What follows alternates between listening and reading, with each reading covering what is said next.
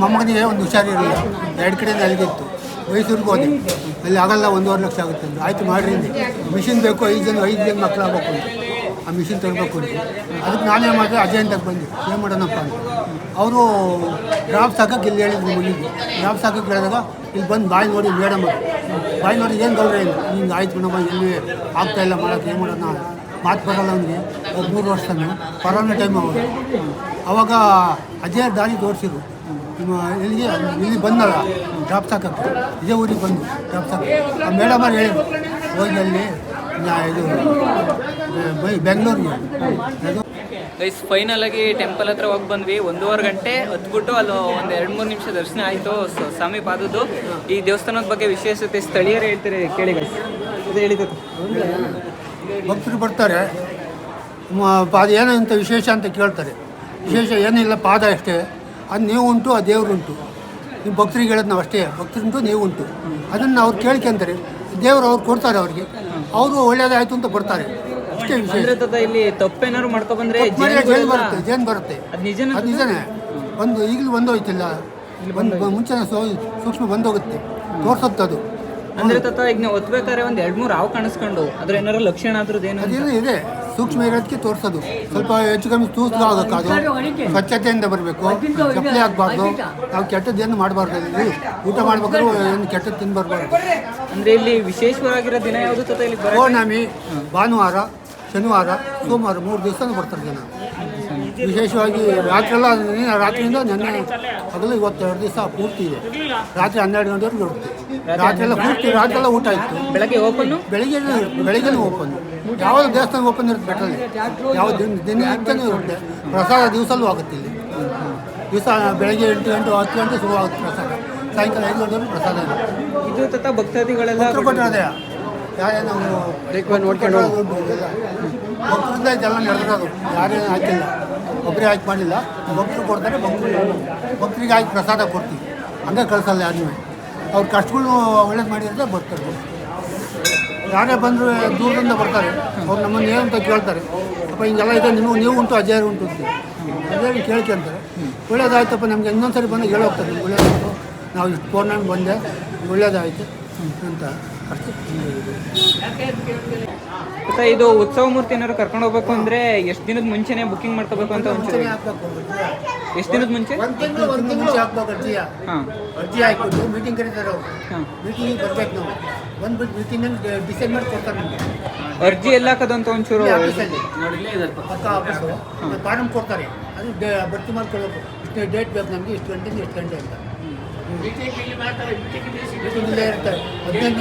ನೋಡಿ ಇಲ್ಲಿ ಮೀಟಿಂಗು ಇಲ್ಲ ಮದುವೆ ಏನಾರು ಆದರೆ ಈ ಪ್ಲೇಸಲ್ಲಿ ಮಾಡಿಸ್ಕೋಬೋದು. ಅದು ಬಿಟ್ಟರೆ ದೇವ್ರೇನಾರು ಉತ್ಸವ ಮೂರ್ತಿ ನಿಮ್ಮ ಮನೆಗೆ ಏನಾದ್ರು ಕರ್ಕೊಂಡು ಹೋಗ್ಬೇಕು ಅಂದರೆ 1 ತಿಂಗಳು ಮುಂಚೆನೇ ನೀವು ಅಪ್ಲಿಕೇಶನ್ ಹಾಕ್ಬಿಟ್ಟು ಇಲ್ಲಿ ಪಕ್ಕದಲ್ಲಿ ಈ ಕಡೆ ಸೈಡಿಗೆ ಹೋಗ್ತೀನಿ, ಆ ಕಡೆ ಅಲ್ಲಿ ಅರ್ಜಿ ಸಲ್ಲಿಸ್ಬಿಟ್ಟು ಮೀಟಿಂಗಿಗೆ ಕರೀತಾರೆ, ಬರಬೇಕಾಗುತ್ತೆ. 2 ಟೈಮ್ ಮಾತ್ರ. ತಿಂಗಳಿಗೆ 2 ಸರಿ ಮೀಟಿಂಗ್ ಬರುತ್ತೆ. ಅವ್ರು ನಿಮ್ಗೆ ಹೇಳ್ತಾರೆ ಮೀಟಿಂಗ್ ಬರ್ರಿ ಅಂತ ಅರ್ಜಿ ಕೊಟ್ಟಾಗ ಅವತ್ತು ಬರ್ಬೇಕು. ನೀವು 15 ದಿನದ ಮುಂಚೆನೇ ಅಪ್ಲಿಕೇಶನ್ ಹಾಕಬೇಕು ದೇವಸ್ಥಾನ ಕರ್ಕೊಂಡು ಹೋಗೋಕ್ಕೆ. ಸಿಕ್ತು ಸಿಕ್ಕಿದ್ರೆ ಇನ್ನೊಂದು ತಿಂಗಳು ಹೋಗೋದು ಮುಂದೆ. ಮತ್ತು ಫಂಕ್ಷನ್ ಅವರು ಅವಾಗ ಇಟ್ಕೊಂಡಿರ್ತಾರಲ್ಲ, ಅವರು ಇಟ್ಕೊಂಡಿರ್ತಾರೆ. ನೀವು ಮುಂದಿನ ತಿಂಗಳು ಮತ್ತೆ ಮಾಡ್ಬೋದು. ಈ ತಿಂಗಳು ಬಿಟ್ಟು ಮುಂದೆ ಯಾವ ಡೇಟ್ ಇದೆ ಆ ಡೇಟ್ ಇದೆ. ಈಗ ಹೆಚ್ಚು ಕಮ್ಮಿ 6 ತಿಂಗಳು ಮುಂಚೆಗೆ ಎಲ್ಲ ಬುಕ್ ಆಯ್ತು. 6 ತಿಂಗಳು ಮುಂಚೆಗೆ ಬುಕ್ ಆಯ್ತೇವೆ ಸ್ವಾಮಿ ಸನ್ನಿಧಿಲಿ. ಯಾರು ಏನು ಖಾಲಿ ಇಲ್ಲ, ಎಲ್ಲ 6 ತಿಂಗಳು ಮುಂಚೆಗೆ ಬುಕ್ ಆಯ್ತೇವೆ. ಇಲ್ಲಿ ಸುತ್ತಲ್ಲರಿಗೆ ಸಿಕ್ಕಲ್ಲ ಅಂತ ಅನ್ನೋದು. ಇಲ್ಲಿ ಪಕ್ಕದ ಊರವ್ರಿಗೆ ಸಿಕ್ಕಲ್ಲ, ಕೆಲಸ ಮಾಡ್ತಾ ಇರ್ತೀವಿ, ಅವ್ರಿಗೆ ಸಿಗಲ್ಲ. ಅವ್ರು ಮತ್ತೆ ಕಾಯ್ಬೇಕು, ಮತ್ತಿನ್ನ ಹಂಗೆ ಮತ್ತೆ ತಿಂಗಳು ಪೂರ್ತಿ ಕಾಯ್ಬೇಕು. ನೆಕ್ಸ್ಟ್ ತಿಂಗಳು ಪೂರ್ತಿ ಕಾಯ್ಬೇಕು. 6 ತಿಂಗಳೇ ಕಾಯ್ಬೇಕಾಯ್ತು ಒಂದೊಂದು ಟೈಮು. 1 ದಿವಸ ಮಾಡ್ತಲ್ಲಿರಲ್ಲ. ನವರಾತ್ರಿ ಮಾತ್ರ 9 ದಿವಸ ಇರುತ್ತೆ. ಕಾರ್ತಿಕ ದಿವಸ ಒಂದು ಹೋಗುತ್ತೆ. ಮತ್ತೀಗ ಈ ದೇವ್ರದ್ದು ಜಾತ್ರೆ ಯಾವಾಗ ಅಂತ ಹೇಳಿದ್ರು? ಚೈತ್ರ ಮಾಸ ಉಗಾದಿ.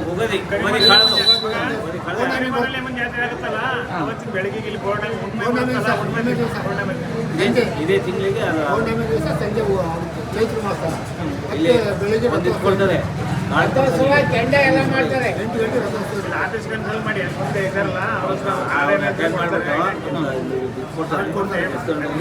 ನಿಮ್ಮನ್ನ ಅದು ಹಿಂಗೆ ಅಂತೇಳಿ ಅವ್ರು ಬರ್ಕೊಡ್ತಾರೆ. ನೆನಪಾಯ್ತು.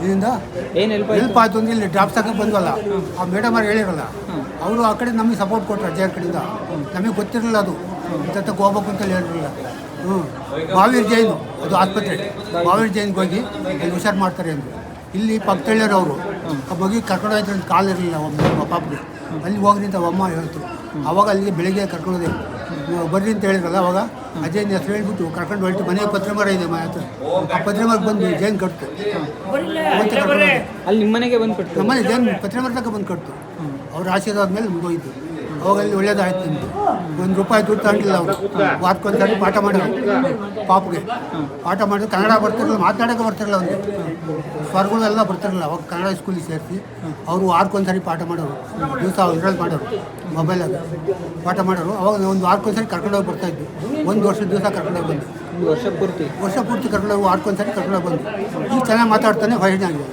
ಈಗ ಬಂದಿದ್ದ ಬೆಟ್ಟಕ್ಕೆ ಹೋದ ನಾವು ಅಜಯನ್ ಬಿಟ್ಟು ಎಲ್ಲಿ ಹೋಗಿಲ್ಲ ಯಾವ ದೇವ್ರನ್ನೂ ಕೇಳಲ್ಲ ಯಾವ ಶಾಸ್ತ್ರನೂ ಕೇಳಲ್ಲ ಬಂದು ಅವ್ರ ಅಪ್ಪನೇ ಕೇಳ್ತೀವಿ ಏನು ಬೇಕಾದ್ರೂ ಕೆಲಸ ಮಾಡ್ತೀವಿ ಅಷ್ಟು ಮಾತ್ರ ನಿಲ್ತಿತ್ತು ಅವತ್ತಿಂದ ಬರೋರಿಗೆ ಏನು ಹೇಳ್ತೀರಾ ನೀವು ಅದೇ ಹೇಳೋದು ನಾವು ಬರೋರಿಗೆ ಮುಂದೆ ಬರೋರಿಗೆ ಅದೇ ಹೇಳೋದು ನಾವು ನಿಮ್ಗೆಲ್ಲ ಒಳ್ಳೇದು ಮಾಡಿದನಪ್ಪ ಹೇಳಿದ್ರೆ ನಂಬಿಕೆ ಒಳ್ಳೇದು ಮಾಡಿರಿ ಕೇಳಿ ಅಜ್ಜಾರು ಕೇಳಿ ನೀವು ಉಂಟು ಅಜ್ಜಾರು ಉಂಟು ಇಲ್ಲಿ ಯಾರು ಮಾತನ್ನು ಕೇಳಬೇಡಿ ಅಷ್ಟೇ ಹೇಳೋದು ಇಲ್ಲಿ ಮಗ ವಿದೇಶಿಯರು ಅಂತ ಇಲ್ಲ ಬೇರೆ ಕಡೆಯಿಂದಲೂ ಭಾರಿ ಭಾರಿ ಎಲ್ಲ ಎಲ್ಲ ರಾಜ್ಯಗಳಿಂದಲೂ ಬರ್ತಾ ಇದ್ದಾರೆ ಯಾವುದೇ ಜನಾಂಗ ಇಲ್ಲ ಭೇದ ಭಾವನೆ ಇಲ್ಲ ಅವ್ರಿಗೆ ಯಾಕೆಂದ್ರೆ ತಿಳ್ಕೊಂಡು ಅವರಿಂದ ವಾರಂಟ್ ತಿಳ್ಕೊಂಡು ಇಲ್ಲಿ ಬರ್ತಾ ಇರೋದು ಅಂದ್ರೆ ಇಲ್ಲಿ ಆ ಜಾತಿ ಈ ಜಾತಿ ಧರ್ಮ ಭೇದ ಭಾವ ಯಾವುದೂ ಇಲ್ಲ ಎಲ್ಲ ಇದಾಗಿ ಹೋಯ್ತು